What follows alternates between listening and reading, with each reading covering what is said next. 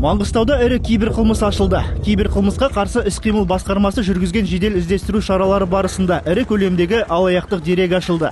Тергеу барысында Д есімді азаматшаның депозиттік есеп шотынан 28 миллион 430 мың теңге қаражат белгісіз тұлғалардың есеп шоттарына заңсыз аударылған.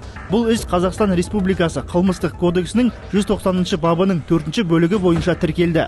Жедел іздестіру шаралар нәтижесінде Астана қаласында 3 азамат ұсталды. Олардың екеуі Ақтау қаласының, біреуі Қарағанды облысының тұрғыны. Тергеу барысында олардың есеп шоттарына жәбірленушінің ақшасы түскен анықталды. Қылмысты ұйымдастырған Ақтау қаласының тұрғыны қала аумағында жасырынып жүрген жерінен ұсталып, уақытша ұстау изоляторына қамалды. Қазіргі уақытта тергеу амалдары жалғасуда.